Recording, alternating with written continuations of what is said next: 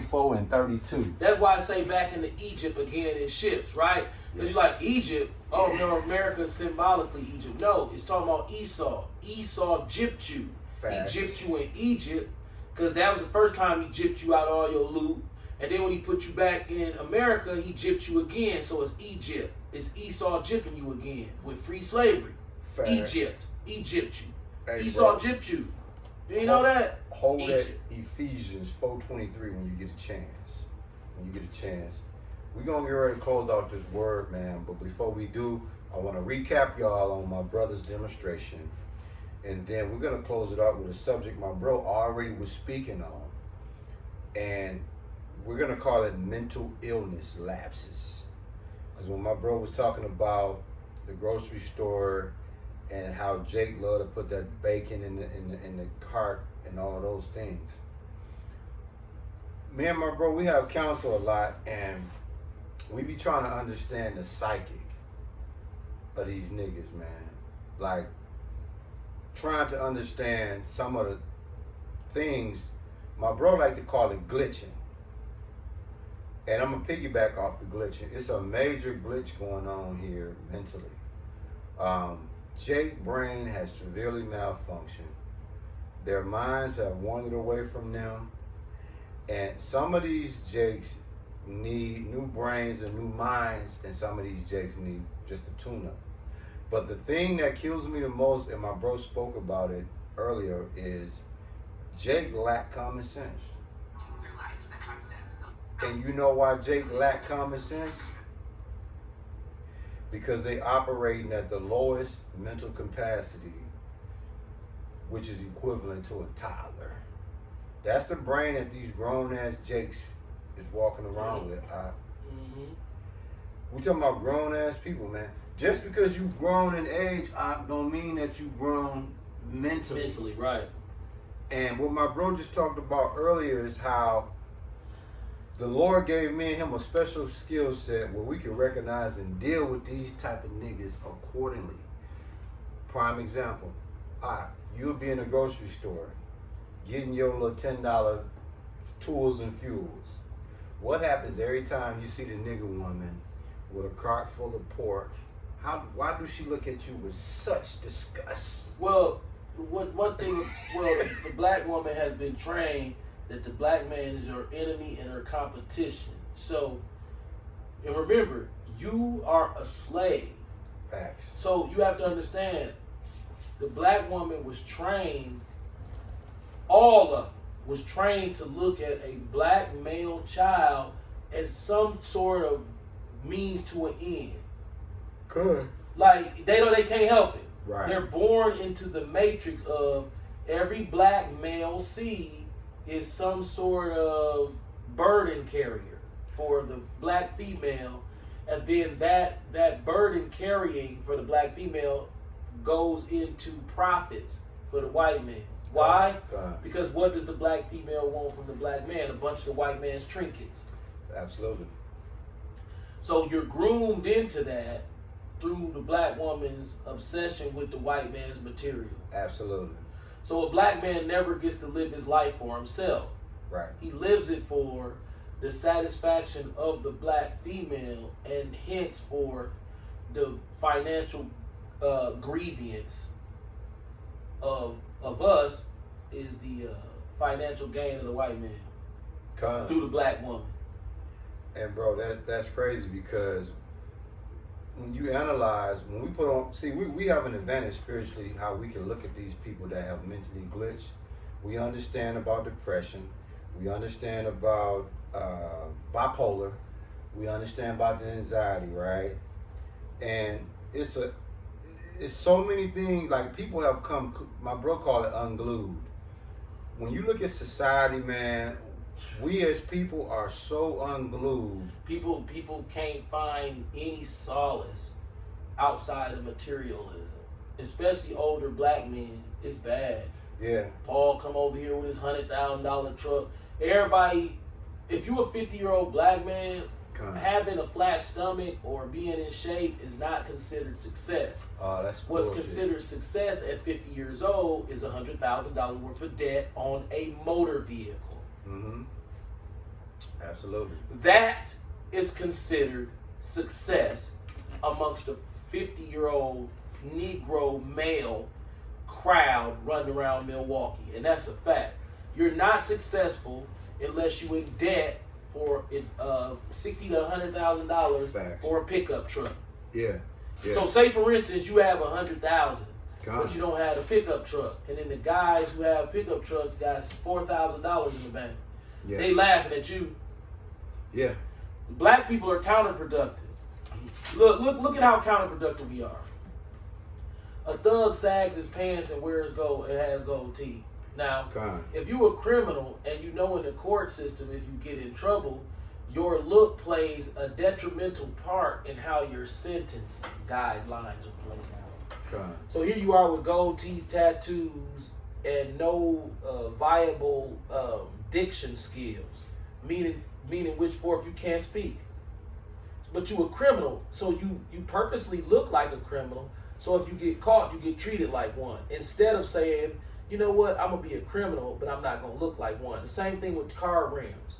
Con. Black men will know that a rim will cause problems like leakage, and your vehicle will suffer a worse ride on those bigger rims, and they'll put them on there anyway. Con. I know a nigga who put rims on his car and it blew his transmission. So he came to Greg at the shop I worked at, and he was getting a new transmission. He had an RX 350,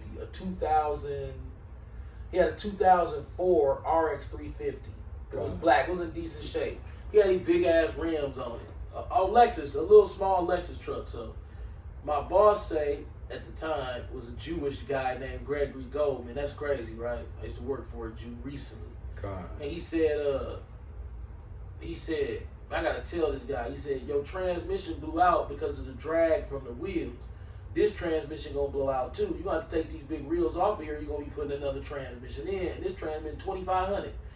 If I tell you what this man asked, you will think I'm lying, but that's the mental illness that's wrong with black men. Black men, I don't take them serious unless they got a gun and they firing it. Right. Because other than that, his brain is mashed potatoes. So this nigga said to Greg, it's messing up my transmission. He said, yeah, you have to take them off now because I can't warranty that transmission. He said, well, don't even worry about it. How long is it going to last before it breaks again? Con. He said, I don't know. He said, because if I can ride it like this, Yeah. and then it lasts for a couple years and blow out, well, I ain't really tripping. So he was spending $2,500 to fix a transmission that he was like, well, if it costs me another $2,500, I ain't tripping as long as I can get through this summer and maybe next summer and show off. That's worth $2,500 to me. So I'll tear the transmission up just to ride these rims. Nah. So Jake has always been mentally like with clothes. Yeah, I live in the ghetto, but I'm gonna keep buying Jordans. So Jake has always been stupid and always been counterproductive. That's why I say in 2 Corinthians 3:14, but their minds were blinded. Yeah. It's like, dude, Jake think you jealous of a car payment. there's a mental glitch. Matter of fact, let me get that Ephesians 5:23. That's why I tell you, and be renewed in the spirit of your mind. If you tell a black person it's not a blessing unless it's paid for, they gonna call you a hater. Right, because you see that's part of that glitch. Right, now, if we go to the financial spec board and they say, are your assets going this category, all your liabilities going this category? If we pull up the vehicle that has the car payment, does that go in the liability category or the asset category? Liability. Why does it go in the liability category? Because it's costing you money, man. It's not paid for. It's putting you in debt. Yeah. Right, now, if your Yeah. car is paid for, That's an asset. it's an asset. Because So guess you- what? yeah. With that asset, if your ass fall fat on your ass, you can liquidate. Right. Plus, it's not depreciating and it's your money. Absolutely. This car that you bragging about, it ain't even yours. He just, because you making the payment, you just anticipating that you're going to be able to make the last payment 5 years from now. Yeah. So this man got you paying full car prices every 6 months for a car that that you don't even own. Hey, I got to bring this out because you talked about it earlier. When you said that these pastors preach that car notes and being in debt is a guy's blessing, gain, right? yeah. What is saying that A good credit score is not a gift from God, okay? 1 Timothy 6 verse 5, what that say, bro? 1 Timothy chapter 5 verse Chapter 6 chapter verse 6 5. verse 5. Perverse disputings among men of corrupt minds and destitute of the truth, supposing that gain is godliness. From such withdraw thyself. Well, let's just put that in simple Daryl Hines terms. If you go into this nigga church and you thought the gain was godliness, once you read 1 Timothy chapter 6 verse 5, then you should stop going. Because it tells you right there, stop going once you find out this motherfucker all about the money. All about the money. Why that never comes out? Because it sounds too much like him. But see, it says men of corrupt mind. If Daryl Hines ain't of a niggas corrupt that's mind, slanging this right. is How do we mentally. know that Daryl Hines is a corrupt mind? Well, he got his woman on the stage with pants on, calling herself a pastor, teaching without a Bible. Absolutely. That's how we know he got a corrupt mind. Absolutely. How else do we know he got a corrupt mind? He teach with a suit on instead of a garment. Absolutely. How else do we know he got a corrupt mind? Well, he don't read the Bible. He's a motivational speaker. That's corrupt minds. He's using his own philosophy. And he's running with the title of bishop. And he's running with the title of Bishop. Bishop from what? The movie Juice? Tupac Bishop? Tupac more of a bishop. than Right. this Tupac motherfucker. more of a bishop than this motherfucker. This motherfucker is a bitch that need to shut the fuck up, is what he is.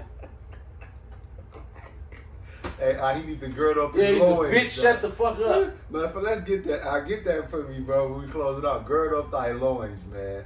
Because Marlon Locke. He girded up his loins. Daryl Hines Jr. Yeah, look at He this. girded up his loins.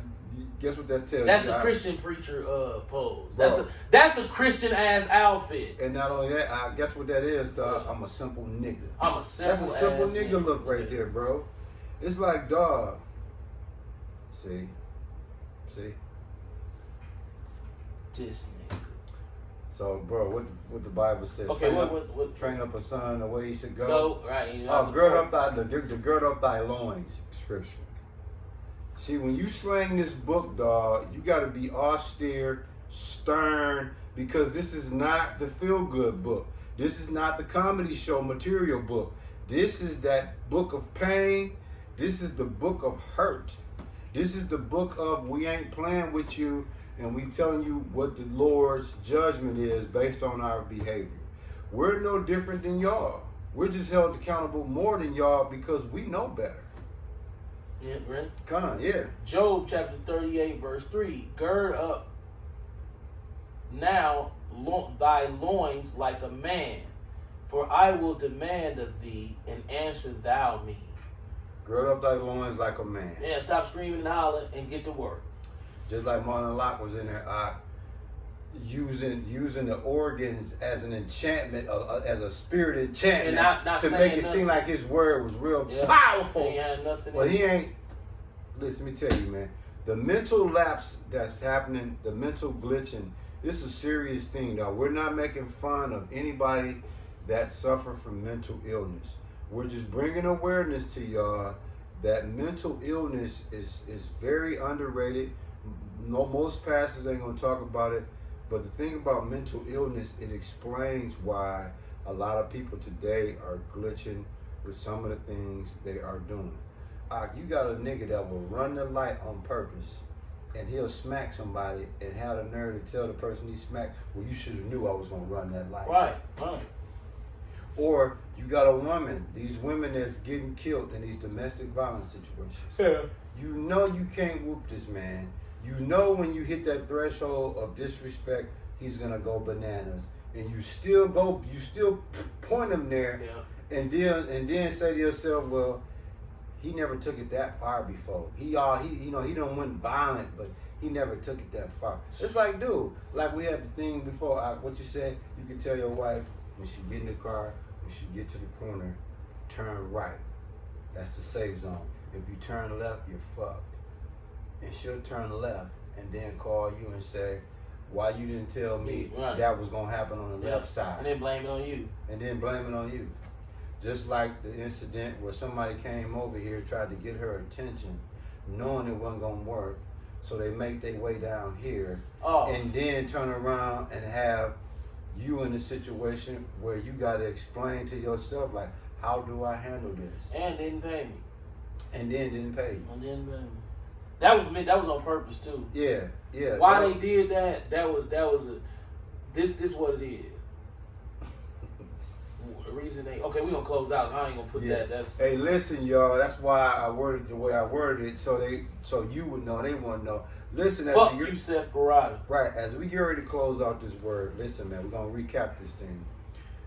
We know a lot of you Christians watch our channel just to compare notes based off what your pastor talking about.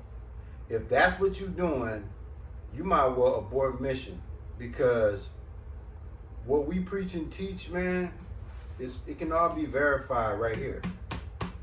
You're never gonna hear me and this man on this platform freestyling, because we're held accountable about what we're held accountable when we talk about with this. See, on Judgment Day, we have a one-up on you, pastor niggas. Say, for instance, the Lord be like, y'all was teaching bogus. Like, dang, y'all wasn't charging though, so come on in. Thank you. If y'all niggas were charging, I'd have treated y'all. Right. Hey, tell them what that means when you say treated. Treated. That means, you know what treated is. Like, you know how a yard get treated, all the weeds die? Treated. We're going to treat you. You're going to get all that shit to die. Right. So listen, man, as we get ready to close out this word, man, again, listen, man, you sincere brothers and sisters, I hope y'all were truly edified today. My bro ran a Boston on these Christian pastors. It's really sad, dude, that, I wish it would never happen because we too fiery, but I wish, bro, that we could just be a fly on the wall in these churches, and every time they do that dumb shit, we just stop we stop the presses, and then we take the book and be like, hold on, pastor, what was that scripture you said? Yeah. Matter of fact, you ain't even pulling no scripture. Ain't even pulling them. So y'all pulling the scriptures old school. You know what I'm saying? Like, bro, think about that. We're not in enough churches where we can tell these people, hey, man, abort mission. He ain't taught you nothing. He ain't said nothing. He said nothing. I mean, your demonstration today, bro, the man said, hey, God is going to do some amazing things for you today, and just get ready to expect it. No, this is how it goes, Mr. Marlon Locke, and you're a good friend of mine in the world. But when it comes to this book, ain't no friend. I gotta slice you. Listen, bro, and this is for anybody else. We're not called to tickle your ears. We're not called to say things you want to hear. This is the book of hurt. This is the book of pain. And what we do is we share some of this hurt and pain with y'all. This Bible was never meant to be a feel-good tool. This Bible was meant to bring conviction of that bullshit that you're doing in your life and get you back closer to the Lord. That's all this book is, to let you know that the Lord will get them ass hairs if you don't respect this, and he'll send his only begotten son, Yahushua, to fuck you over. That's all it is. This book is letting you know this is how you live spiritually. This is your cheat sheet spiritually. This is what you need. If a pastor is speaking to you and he ain't even turned this, he's speaking from the spirit of man. So y'all are being convicted by the spirit of man, which means y'all ain't learned nothing. Which means the spirit of the Lord can't even deal with you, because y'all drunk off the spirit of man. So all we saying is this: verify what we talk about. Show us what we wrong at. Because last time I checked, we brought out about 30 scriptures today. Yeah. More scriptures that your pastor bring out in 1 year. We brought out in 1 day. Today, man. And whether we right or wrong, that don't. No, it don't. To a Christian, they like that don't matter. Cause remember we was arguing. She said, "I don't need no Bible." Well, then we ain't got nothing to Remember talk when about. she said Yeah, that? we ain't got nothing to talk about. If you ain't dealing She with, said it. She said, I don't need no Bible. well, guess what?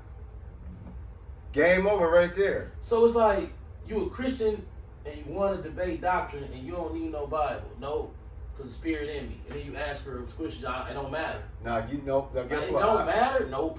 She said the spirit in her, right? Yeah. That's what them niggas should have said. What spirit? What spirit? The What- spirit what- of Jazzy Man. Yeah, what spirit is in you? The spirit of Nicki Minaj. The spirit of Mel Thee Stallion. Right, the spirit of Cardi B. Yeah, Whoopi Goldberg. Yeah, Whoopi Goldstein. Yeah, Whoopi Goldstein. That's you. Hey, listen, man, the elder, man, you did your thing today, man. You got any party shots for these niggas, man? No, other than Daryl Hines. You since you the top clergy, we Bishop. really can just kind of stick to you, huh? Facts. I want to know where you live at, bro, so I can ride down on your crib. Facts.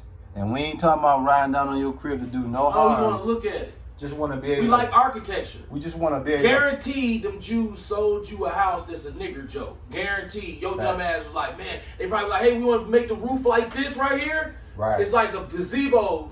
Fred's got one. Fred Goldman's got one. Yeah.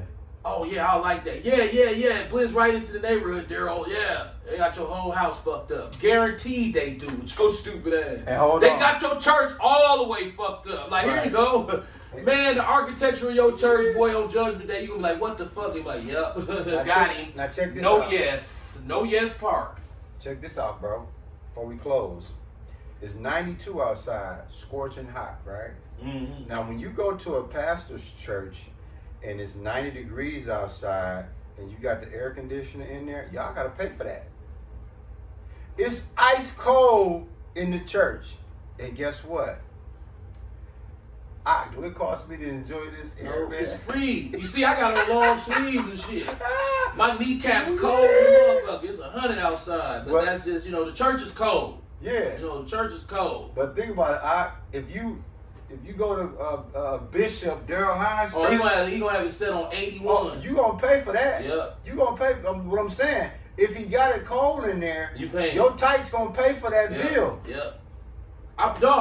I'm not talking from not having experience. I've actually been to that church a couple times. It was fucking ridiculous. Ridiculous a circus. He had the one time that I can remember is when we came in, we thought we was gonna be able to sit where we want, and these security guards, some white boys, came and forced us to sit where they wanted us to sit. I thought that was kind of strange. They came and said, "No, you gotta sit right here." Only thing they ain't tell you was boy. Right.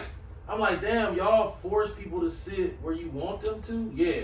Then the preacher was preaching. He bragged about being a lawyer. It wasn't Daryl Hines. Daryl Hines was sitting off to the side with some shades on. You know, he don't. You know, he had 3 services. He usually speak to 1 o'clock. It's the middle service. So we was there. I think it was the middle. I It's don't know. get this how I go. It's the 9, 11, and 1 service. It's 3 services. He usually speak the middle one or the last one. Yeah, because he didn't speak. He was up there with some shades on, chilling.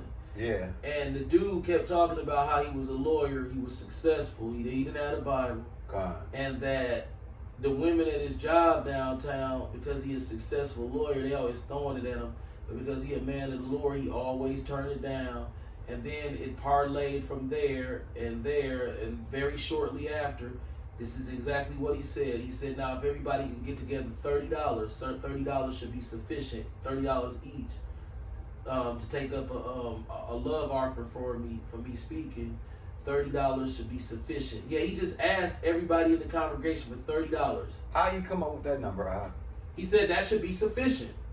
He said $30. That should be sufficient from every adult. So my love offering, I'm asking for my love offering to be $30 from every adult. Let me ask you a question. He asked for that. Me and my wife, we was young. We couldn't have been older than 25, 26. And we was looking at each other, oh, hell no. Bro, Yahweh's 2 greatest commandments were centered around love. Nowhere in there did he ask to put a price on that. Love is something you give. You don't got to charge for love. It's The something man you said give. $30 should be sufficient I would have slapped him. for a love offering for himself. So that ain't, so basically, okay, can I translate what my brother just said? So you Christian niggas that's watching, sneaking and watching the page, basically what he said is, this has nothing to do with the context of the Bible. This is me, for my time, being on this stage talking to y'all. I need to be compensated. And if y'all want to show me some love by way of $30. Right, by every adult, $30 from everybody should be sufficient. Dog. That's what he said, man. I can't make that up. That does not even line up. I can't make it up. But you got to understand, these the same people who give the microphone to a 7-year-old boy and have him running around the pulpit talking about $1 million deals. Oh, I saw that. Yeah, okay. Go ahead, bro. You close. I'm going to get a $10,000 ink pen and I'm going to be shining $1 million deals. With who? Oh, Grape Drink. That's the only way you can. You're going to sign $1 million deal with the devil. And guess what? Soon you sign that deal, everything you gonna say whatever they tell you to say. That 503 man is gonna be like, 501c3. Have a port. They're gonna be like, we Jack's Pizzas is providing your church with a park, a Sunday park school. Facts. Sunday, and all the kids gotta come out, eat pork ice cream and motherfucking this pizza. And so it's free, and we giving it to your church, and you gotta use it. Absolutely. Or else you're gonna lose your 501c3 charter and all the food pork. Absolutely. You can close this out, bro. Call pork cardinals, pork chops and cardinals. That's Christianity. We can add other shit, catfish, pork chops, and cardinals. Right, yeah. You know what I'm saying? Yeah. But call halal, Yahweh, why Yahweh Shai. All praises to Yahweh through his son Yahweh Shai. Shalom to all the Akwath, which is the sisters, and Akim, which is the brothers out there that show this channel love. All praises to Yahweh, why Yahweh Shai. Shalom. Shalom. Shalom wiggle.